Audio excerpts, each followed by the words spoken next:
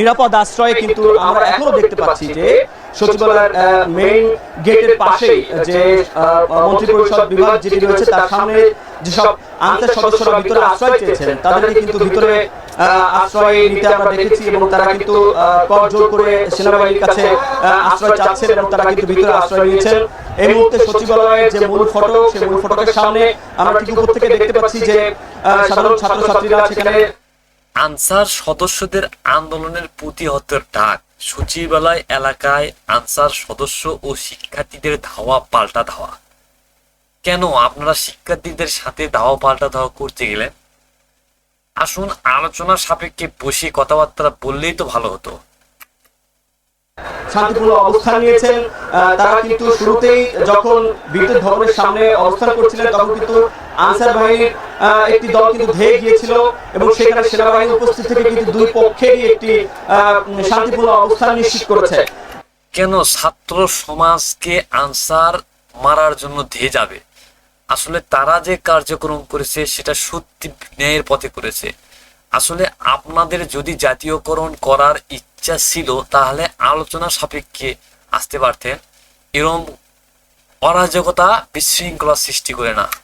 এই দুই পক্ষে শান্তিপূর্ণ নিশ্চিতের পরে কিন্তু আমরা দেখেছি যে গুলিস্তানের যে দিক থেকে যে রাস্তাটি চলে এসেছে সেই রাস্তায় যারা অবস্থান করছিল আনসার বাহিনী তারা কিন্তু আবারও ধেয়ে আসে এবং ওই প্রান্ত থেকে কিন্তু সেনাবাহিনী তাদেরকে লাঠিচার্জ করেছে। যে সেনাবাহিনীরা তাদেরকে লাঠিচার্জ করার ফলে কিন্তু তারা আমরা দেখেছি যে সচিবালয়ের মূল ফটক ভেঙে তারা ভিতরে প্রবেশ করতে চাচ্ছিল এবং তাদের কেন ভাই সচিবালয়ে কি কারণে তোমরা ভেঙে প্রবেশ করার চেষ্টা করেছিলে? ওখান থেকে কি তোমাদের জাতীয়করণ ছিনিয়ে আনতে চেয়েছিলে? হ্যাঁ প্রিয় ভিউয়ার্স, যদি ভিডিওটি দেখে থাকেন অবশ্যই কমেন্টে জানাবেন যে এই প্রতিহত আলোচনা সাপেক্ষেও তো করা যেত। কেন এই অরাজকতা বিশৃঙ্খলা সৃষ্টি করার মাধ্যমে আন্দোলনটা করা হলো? কিন্তু যারা আশ্রয় চেয়েছে তাদেরকে কিন্তু সেনাবাহিনী ভিতরে ঢুকতে দিয়েছে এবং এখন পর্যন্ত আমরা যেটি দেখলাম উপর থেকে যেটি দেখলাম যে এই আনসার সদস্যদের সাথে কিছু বহিরাগত ছিল এবং এই বহিরাগতদের কিন্তু সেনাবাহিনী থেকে শুরু করে যেসব নিরাপত্তা কর্মী এখানে যারা রয়েছেন তারা কিন্তু তাদেরকে বের করে দেওয়ার চেষ্টা করছিল, কিন্তু তারপরেও তারা আনসার বাহিনীর সাথে থেকে কিন্তু আন্দোলন চালিয়ে যাওয়ার চেষ্টা করছিল। দেখুন, এই যে আন্দোলন শুধু আনসারেরাই করে নাই, এখানে বহিরাগমন কিছু উস্কানিমূলক লোক ছিল, তাদের উস্কানিতে আনসারেরা এই আন্দোলন করেছে। কারণ আন্দোলন করার জন্য তারা যথেষ্ট পরিমাণ তাদেরকে উস্কানি দিয়েছে। আসলে ছাত্ররা এই উস্কানির জবাবে এমন একটা জবাব দিয়েছে, আসলে সবকিছু ভালো করেছে। কিন্তু দমন যাচ্ছিল না। আর এখন যেটি আমরা দেখতে পাচ্ছি যে পুরো সচিবালয়ের সামনে সাধারণ বৈষম্য বিরোধী যেসব ছাত্ররা তারা অবস্থান নিয়েছে তাদের সমন্বয়করে আমরা দেখতে পেয়েছিলাম।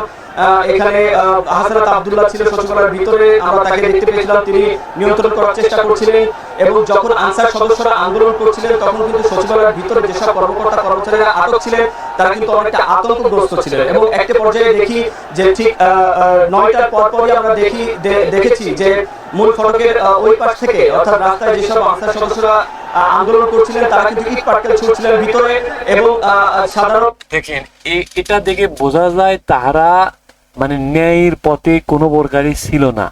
কারণ সমঝোতার মাধ্যমে আলোচনার সাপেক্ষে আপনাদের কথা জাতীয়করণের জন্য আলোচনা করতে পারতেন, বড় বড় উপর মহলকে জানাতে পারতেন, কিন্তু এরকম ভাবে ইট পাটকেল ছুঁড়ে আসলে কি জিনিসটা ঠিক হলো? অবশ্যই ভিউয়ার্স যারা ভিডিও দেখছেন কমেন্টে জানাবেন।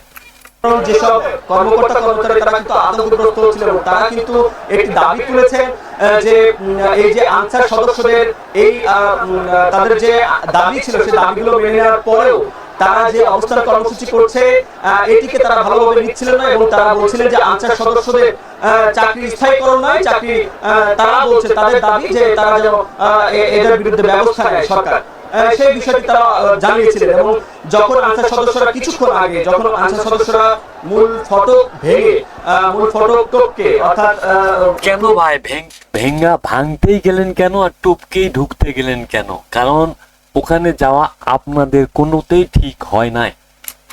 হুড়োহুড়ির ভিতর দিয়ে ভিতরে প্রবেশ করার চেষ্টা করে, তখন কিন্তু সচিবালয়ের কর্মকর্তা কর্মচারী যারা ভিতরে অবস্থান করছিলেন তাদের সংখ্যাও কিন্তু কম নয়। তারা শত শত সরকারি কর্মকর্তা কর্মচারীরা সকাল থেকে এখান থেকে বের হতে পারেন, তারা কিন্তু ভিতরে অবস্থান করছিলেন।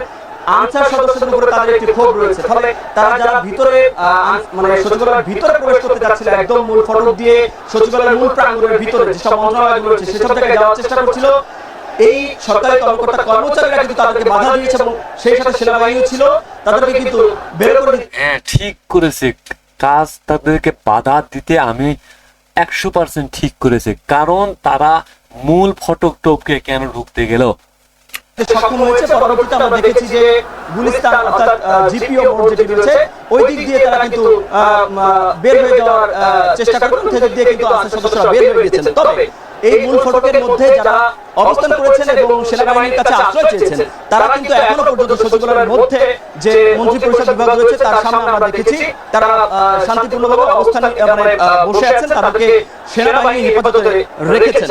তাদের সংখ্যা খুব কম, তবে আমরা দেখেছি যে এখন দেখছি যে সেনাবাহিনীকে উদ্দেশ্য করে এখানে যেসব ছাত্র জনতা রয়েছে তারা কোন একটা বিষয় তাদেরকে বলছে যে হয়তো বা এরকমই হবে। আমি কিছুটা যেটি বুঝতে পেরেছি যে তারা থাকার পরও কেন এই আনসার সদস্যরা দাবি। দেখুন, যে অবস্থায় ছাত্র সমাজ খেপে গিয়েছে তাতে বোঝা যায় যে আনসারদের জাতীয়করণ করার কোনো প্রশ্নই আসে না। যদি আপনার মতামত থেকে আসলে জাতীয়করণ করার কোনো মন্তব্য থেকে কমেন্টে জানাতে পারেন। মেনে নেওয়ার পর উপদেষ্টাদের পক্ষ থেকে দাবি মেনে নেওয়ার পর তারা কেন এদেরকে সরিয়ে দিতে পারেনি, এরকম একটি দাবি ছাত্রদের পক্ষ থেকে আমরা শুনতে পাচ্ছি।